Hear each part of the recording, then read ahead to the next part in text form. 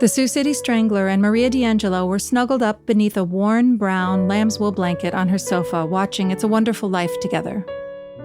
Maria sat still, watching the movie intently, though she'd seen it a dozen times before, just like everybody else on the planet. She was enjoying the feeling of her leg and hip pressed against the man she was clearly falling for, and the warmth of a familiar, well-worn blanket on a cold night.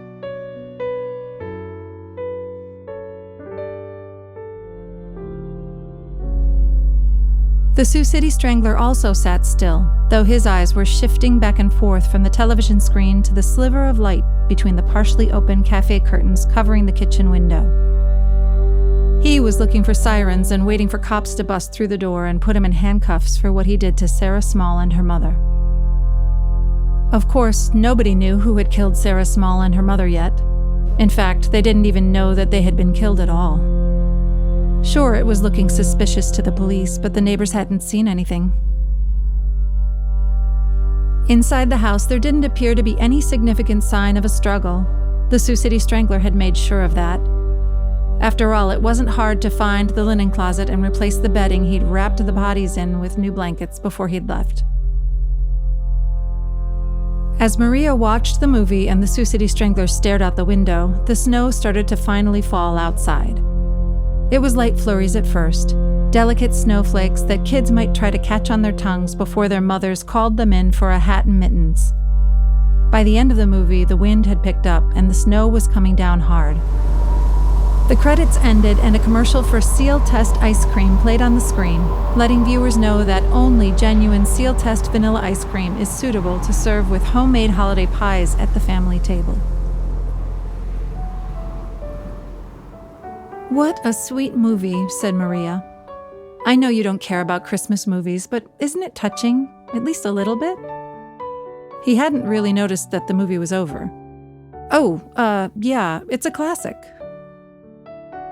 "So, how about a nightcap?" asked Maria. "I think I've got some decent stuff stuck up in the cabinet somewhere." "I could definitely use one," he said, eyes unblinking and focused on the streetlight bulb he could just make out through the window. "Oh, you're such a grouch," she said with a smile on her face. She walked the few feet into the kitchen and pulled down a bottle of Dewar's White Label off the shelf. "Well, I'm not going to let that ruin the fact that I like Christmas movies. There, I said it. I like Christmas movies." Maria thought that he was just making another joke about having to sit through the same old holiday movies every year. She had no idea that the man she was pouring a scotch for would go down as one of the most prolific serial killers in American history.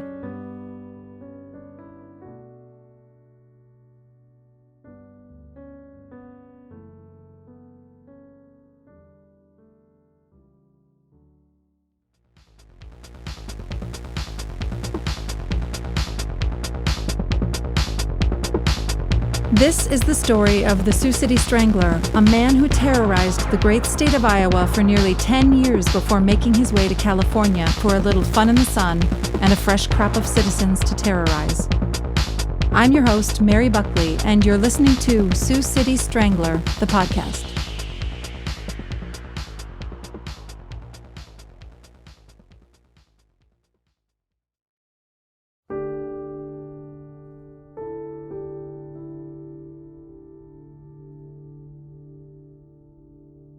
The couple sat quietly at the table with their glasses of Dewar's, lit only by a floor lamp in the corner of the living room. Maria wasn't a big Scotch fan, so her glass remained mostly untouched, apart from the sips she took when they shared a toast to a Merry Christmas. "How about another?" she asked as the Sioux City Strangler finished his drink and put the empty glass down gently on the dining table. Well, it's really late," he said. "It looks like there's a little snow out there, so I better be careful." "Oh," she said, trying to hide the disappointment in her voice. "I guess you're right." Maria got the Sioux City Strangler his coat and they walked to the front door. When Maria opened the door to let him out, it was obvious that there was a whole lot more than a little snow out there. "Jesus," he said. "I thought that idiot on the news said the snow was coming late tonight." Maria laughed. "It is late." They both turned around to look at the clock on the wall. It read 11:57 p.m. "Come back in," she said. "Let's have that drink. There's no use going out there in the snow. You probably can't even get your car out right now." The Sioux City Strangler looked out at the street covered in thick white powder with more coming down still. He could feel the wind blowing hard, standing with one foot out the door. At this moment, the Sioux City Strangler wasn't quite sure what move to make. During the movie, he thought his best bet might be to go back to the motel, gather his belongings, and head back home. He could leave a note and a little extra cash for the motel man in the overnight box. He'd be home before the sun came up in the morning if he only stopped for gas. Getting out of town while Sarah Small and her mother were just missing and not yet murder victims felt like the smart play. But, once again, he didn't want to leave Maria's side, particularly not under awkward circumstances that might put a strain on their blossoming relationship. So he did the only thing he knew how to do better than becoming a ghost in the night. He put on a big smile and showed his bright white teeth.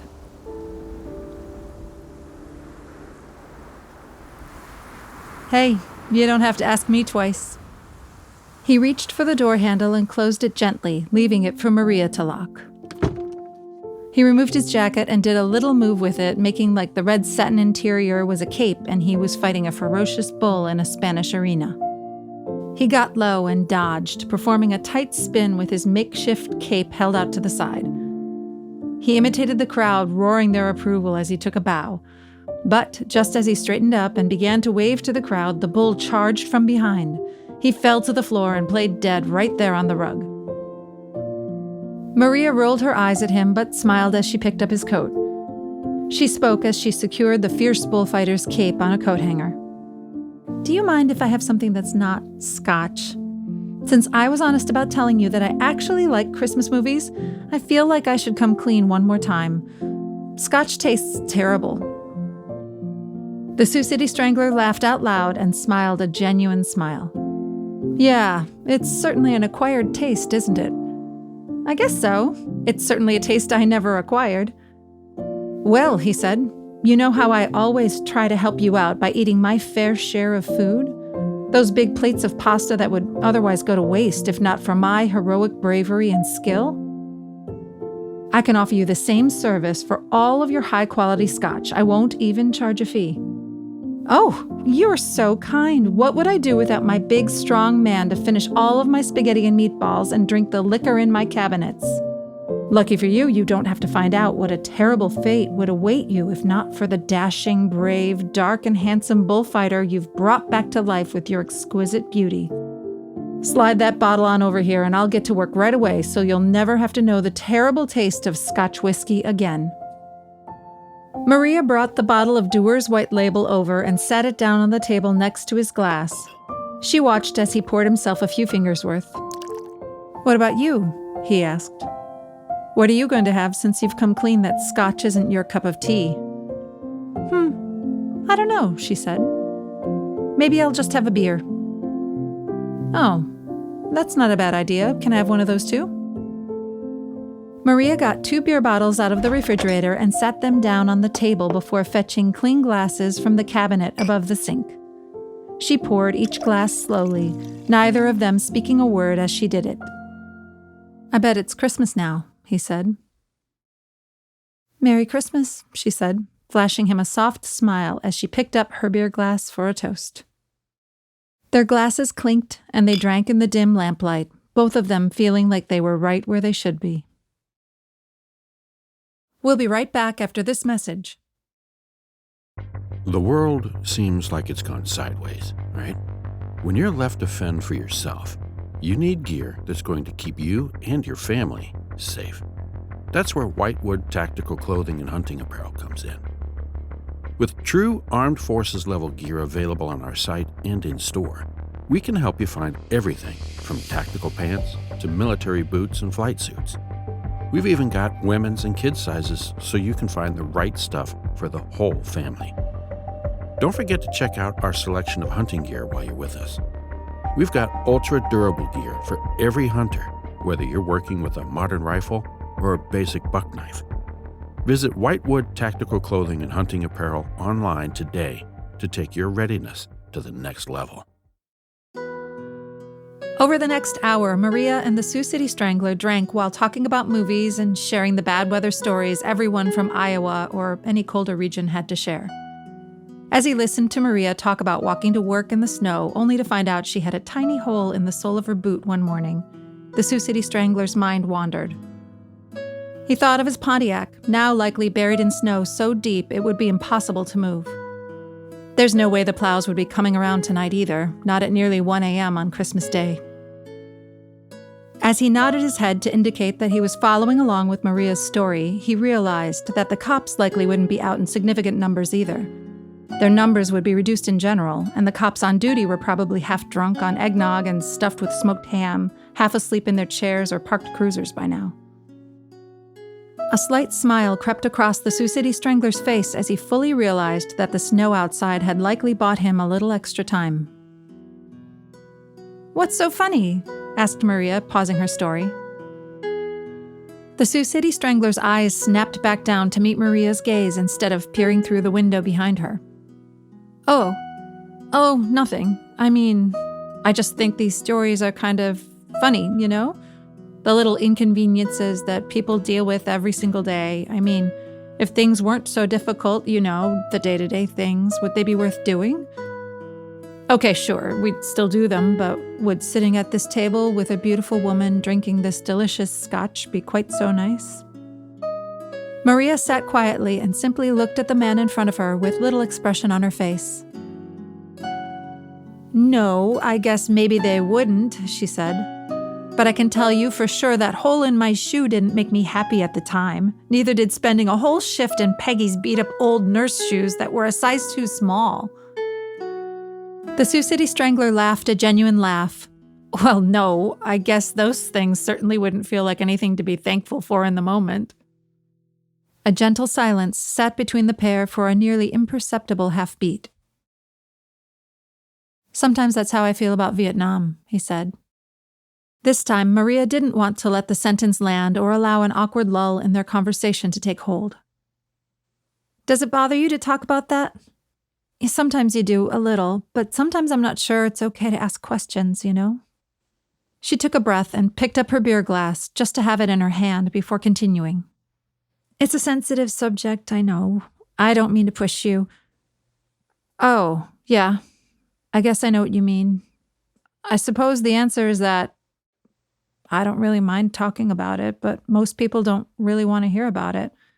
At least that's how it feels, kind of. I mean, I've never really volunteered too much." "You don't talk to anyone about it?" Not really. There's one guy that helped me get a job, you know. We sort of knew each other in high school, and it was kind of a chance encounter kind of thing that we happened to run into each other. I don't see him all the time, but we have lunch once in a while, and he's okay. He's kind of a talker." "Do you ever talk about it? He might talk less if you talk to him." The Sioux City Strangler looked straight down into his scotch. "Oh, I didn't mean that there's anything wrong," Maria started to say. "I know you didn't," he said gently, helping her pull her foot out of her mouth. "You're probably right, too. There's no harm in talking to John. He went through all the same stuff. Hell, I think he was there longer than I was." Maria could feel that her cheeks were a bit flushed from embarrassment, but she smiled at him, happy she hadn't ruined the moment. "One more?" she said, shaking her empty beer glass from side to side. "Not like I'm driving in this mess," he said. "But please, let me this time." The Sioux City Strangler stood up and took a few steps toward the refrigerator before stopping and staring down the hallway just to his left. Maria furrowed her brow, wondering just what he was playing at. Just as she opened her mouth to tell him to hurry it up, he fell to the ground and let out a pained whimper. "The bull! Back for revenge!" he said, making his voice hoarse like that of a dying man that was struggling to hang on to life. "The only thing that can help." "Oh, what's that? What can help such a brave bullfighter who seems to have finally met his match? Beer?" "Beer good," said the Sioux City Strangler, still in his pained, hoarse voice. Now he was crawling on his hands and his one good leg dragging the other behind him. The touch of he said, pretending that he was fading fast, that he might not even make it to his final destination in peace. "The touch of a beautiful woman," he said. He had crawled the few feet over to Maria so that he could reach over and put his hand on her leg. Her body tensed up as he reached for her, though it wasn't from fear or lack of interest. He stood up slowly, using his legs and the table to rise, keeping his hand firmly on her thigh. Before fully straightening his back, he stood, bent, and leaned close to Maria, finally kissing her gently on the cheek. She leaned in and put her arm over his shoulder. For the first time, the pair kissed as the painted dog on the wall looked on. As he stood up, a heavy silence seemed to wash over the room. The air had changed. The room felt warmer and the space felt quieter. Only the big white refrigerator made a sound.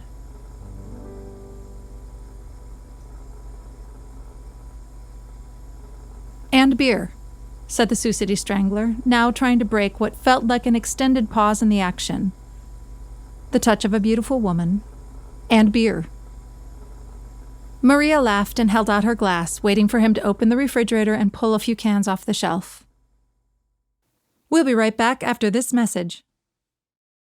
The open road is calling your name, but out-of-control gas prices aren't doing you any favors. Gas Saver fuel additives can keep your car running smoothly and save you big bucks as you rack up the miles.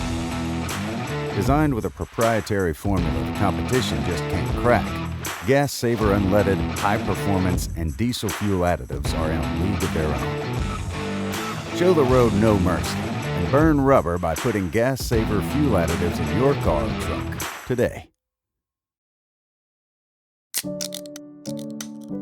The Sioux City Strangler opened the beer cans and poured the golden liquid slowly into each glass, making a big show of the process. He was pretending that the cans weighed a ton and that he could barely lift them up above the lip of each glass. Maria, still amused by his antics, laughed louder than she probably should have and rolled her eyes at the same time. "Such a big, strong man." "I've been working out, you know. Yep. I've got an old tire that I use like a weight. It does everything. I can lift it up over my head, use it to do bicep curls, everything. You should see me going for a run with it." I would like to see that. Maria and the Sioux City Strangler were sitting at the kitchen table again, slowly sipping at the cold beers in front of them. The Sioux City Strangler thought of asking for another scotch, but he didn't want to get too sloppy in front of Maria. At the very least, he'd wait until she'd offered to pour him another round. As the clock continued to tick, the Sioux City Strangler found himself in his element. He was always a night owl, so burning the midnight oil with Maria felt comfortable.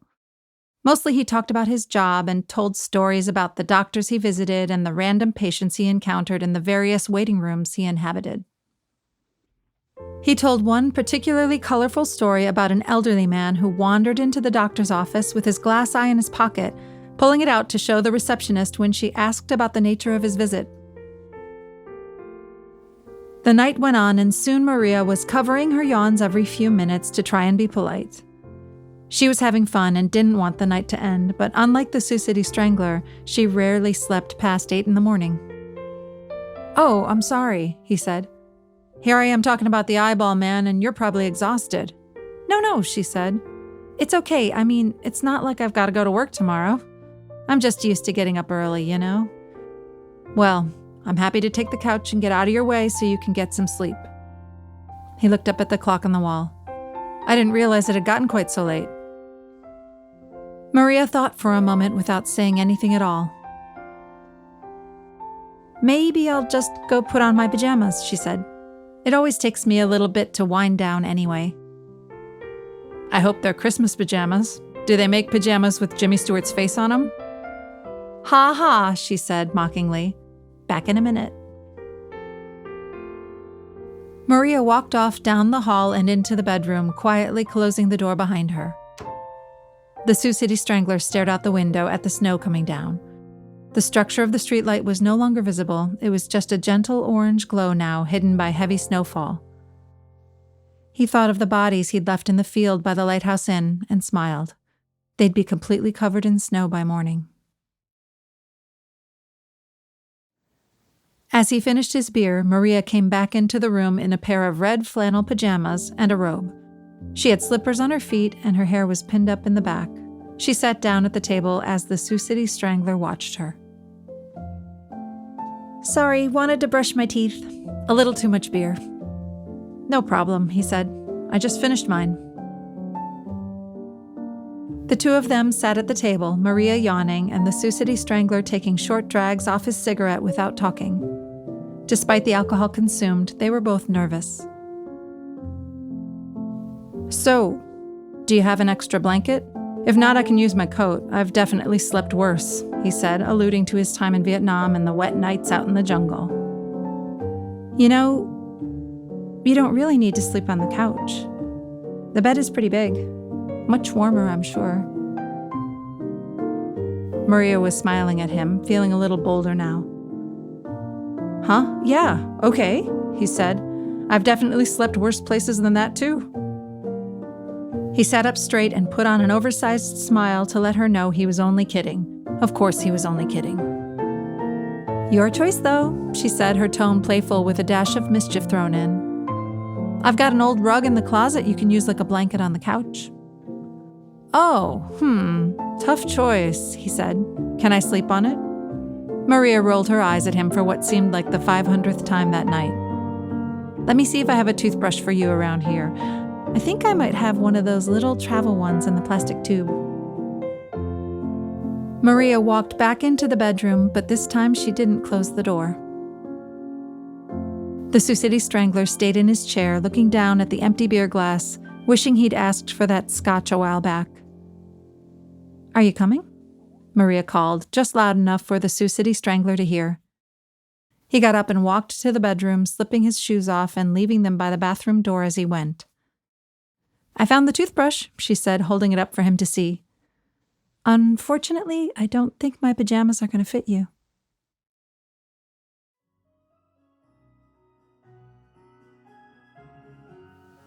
It was almost 11 a.m. when the Sioux City Strangler woke up the next morning to find himself alone in Maria's bed. He smelled coffee and cooking oil. With his head pounding, he got up and walked to the bathroom and drank from the faucet. He let the cold water wash over his face. The travel toothbrush he used the night before was still there, and he used it with a generous helping of toothpaste. He looked at his reflection in the mirror on the medicine cabinet above the sink as he brushed, while wondering where he'd left his pants. Back in the bedroom, his clothes were neatly draped over a well-loved wood-framed side chair with a woven leather seat and back. The chair looked old, almost like an antique. He made a note to ask Maria about it as he slipped on his pants. "Well, good morning, Sleepy," said Maria, greeting the Sioux City Strangler as he entered the kitchen. "Did you get some rest?" Yeah," he said, still groggy. "A little bit of a headache." Maria laughed. "Yeah, I hear you. I made a pot of coffee. That seems to be helping." "Thanks," he said, walking towards the machine and picking up the yellow mug she'd put out for him. "I might have to rescind my offer about drinking all your scotch." "See, I told you it was foul. The coffee will help. When you're ready, I can make you some breakfast. I made an egg and a piece of bacon with toast for myself to settle my stomach a few hours ago." "A few hours ago? You've been up that long? I could go back to sleep right now." "Yeah, I just can't really sleep past 9 most days. I stayed in bed till 9:30, but coffee was calling my name. I didn't want to wake you up squirming around either." "A bulldozer wouldn't have woken me up," he said, taking a sip of the hot black coffee in his cup. "Got any cream and sugar?" "Huh, I had you pegged as a black coffee man for some reason. Not sure why." "No, not me. Not unless I don't have a choice." Maria pointed at the sugar bowl on the table where she was sitting. "You can probably guess where the milk is." The Sioux City Strangler sat down at the table and slowly sipped his coffee. He added another splash of milk and winked at Maria. She smiled but didn't say anything. As he began to wake up, the Sioux City Strangler noticed that the radio was playing.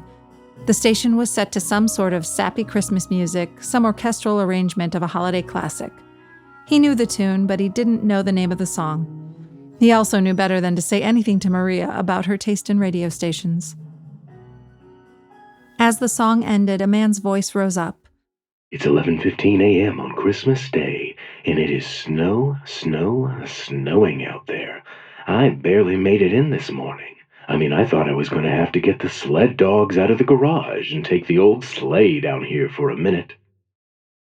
We're still waiting on those morning snow measurements, but I can tell you there's a ton of the white stuff out there. It's going to be coming down until late tonight, too, so stay safe and stay indoors until it lets up. The city plows are going to be coming out, but there's just not enough manpower to keep the roads clear for long. But hey, luckily for you, I'm going to be playing all of your favorite Christmas carols and holiday tunes until 4 o'clock this afternoon. "Oh, goody," exclaimed the Sioux City Strangler, laughing out loud with a big smile on his face. 4.5 hours of solid Christmas carols?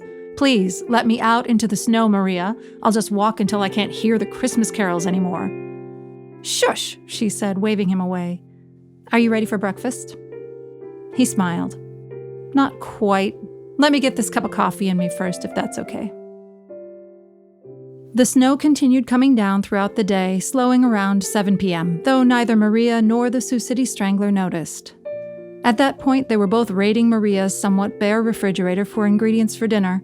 Eventually, they gave up and decided that leftovers from the night before would suffice.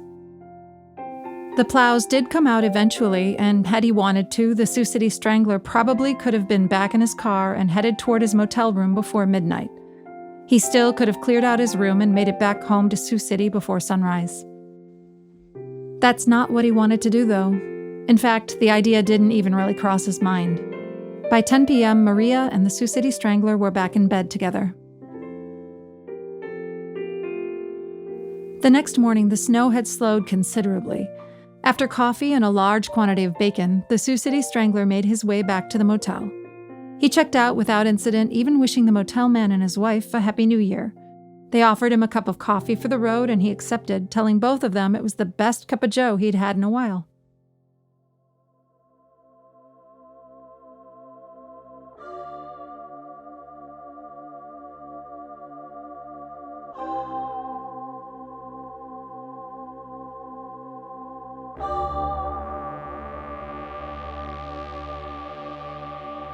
Back home with a bag of fast food in tow, the Sioux City Strangler sat watching television looking for any sort of news about Sarah Small, her mother, or the prostitute he'd left in the overgrown field across from the Lighthouse Inn.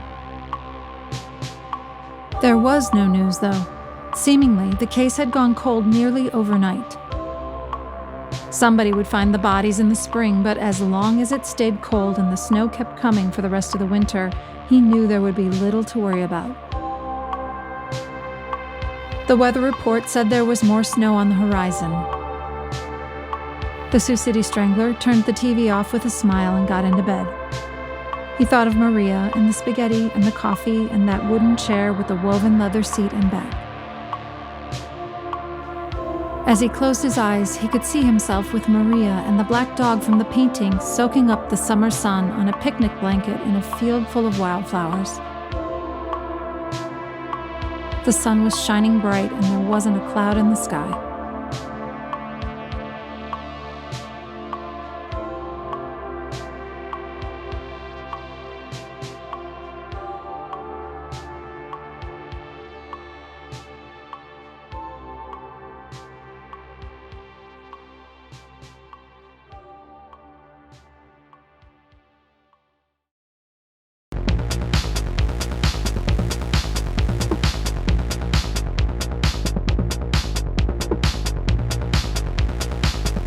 Sioux City Strangler, the podcast, is a Past Due production and was recorded in sunny Los Angeles, California at Past Due Studios. This episode was written by Christopher Chase Godwin. Theme music was written and performed by Michael Wegner. Additional music was written and performed by Michael Wegner and Christopher Chase Godwin. Holiday songs were provided by Storyblocks and Epidemic Sound. Dialogue editing services were provided by Janet Berry. Additional editing by Karl Weiss at Past Due Studios. Mixing by Singh. Audio mastering provided by Renee Rojas. Dive deep into the Sioux City Strangler story by visiting SiouxCityStrangler.com today. You can also join the Sioux City Strangler fan club to get exclusive updates and access to limited edition merchandise. Now we need to thank this week's returning sponsors, Whitewood Tactical Clothing and Hunting Apparel, and Gas Saver Fuel Additives. Use code SEASON2, that's the number 2, to get 10% off on any order at Whitewood Tactical Clothing and Hunting Apparel this week.